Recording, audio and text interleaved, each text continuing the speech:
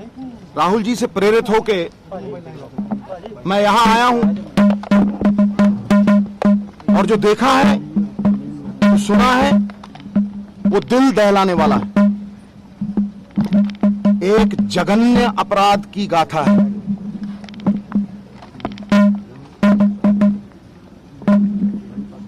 पूरा हिंदुस्तान आज न्याय की गुहार लगा रहा है।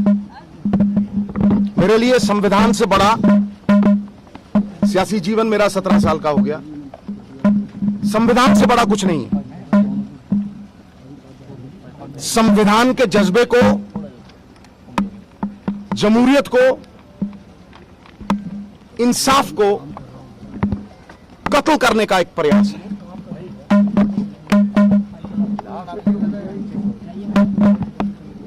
इंसाफ दोहरा मापदंड नहीं अपना सकता।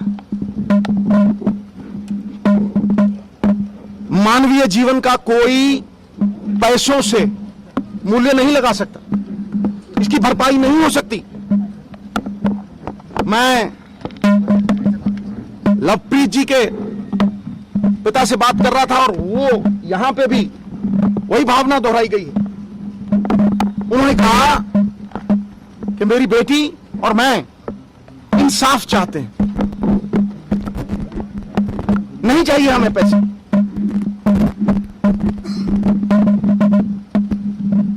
एविडेंस है, वीडियो है, एफआईआर में नाम है, विटनेस कह रहा है कि मैंने देखा, मैंने बाजू पकड़ी। एफआईआर में उसका पूरा सुरलेख है। तो फिर गिरफ्तारी इसलिए नहीं हो रही कि मंत्री जी के बेटे मुनसिफ कातिल हो गए। अगर रखवाला ही जुर्म करने लगे तो किसके दरवाजे पे दस्तक करेगा गरीब आदमी?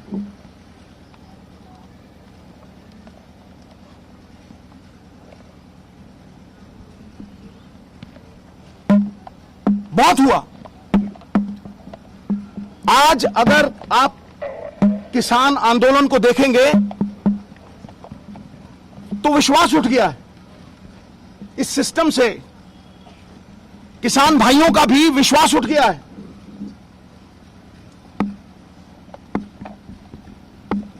मैंने तब भी मांग की थी कि क्योंकि एफआईआर में नाम है, आई विटनेस है, प्रूफ है, एविडेंस है, मंत्री जी के बेटे को इन्वेस्टिगेशन ज्वाइन करनी चाहिए, नहीं तो अरेस्ट होनी चाहिए। पुलिस अगर चाहे तो बाल की खाल भी निकाल सकती है, इतनी एफिशिएंट है। लेकिन क्यों नजरअंदाज हो रहा है सब कुछ, ये समझ में नहीं आ रहा।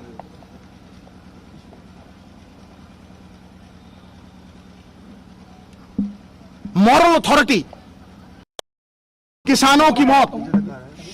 मैं जब यहां आ रहा था तो सड़क पे एक बछड़ा आ गया। बछड़ा 2 बार ब्रेक लगी, हाय तौबा हुई और वो बच गया। इंसानियत मर चुकी है। पीठ के ऊपर सोच समझ के तेज गाड़ी भगा के रौंदते हुए चले जाना कहां की इंसानियत है? यह हैवानियत है। कोई हैवान कर सकता है। इसलिए यह संविधान का बहुत बड़ा मसला है, ह्यूमन राइट्स का बहुत बड़ा मसला है। किसानों की ये जो पवित्र संघर्ष है, उसमें किसी लीडर की भी आहुति होनी चाहिए, तभी ये विश्वास वापस आएगा। The image of the ugly politician has to be erased. Justice delayed is justice denied. इसलिए मैं अपने वचन का पक्का हूं, क्योंकि मोल ही उसी चीज का है। जबान का भरोसा होना चाहिए। जब तक इंसाफ दोहरा मापदंड नहीं अपना सकता, कि अमीर के लिए और है, मंत्री के लिए और है, और गरीब के लिए और है, और किसान के लिए और है।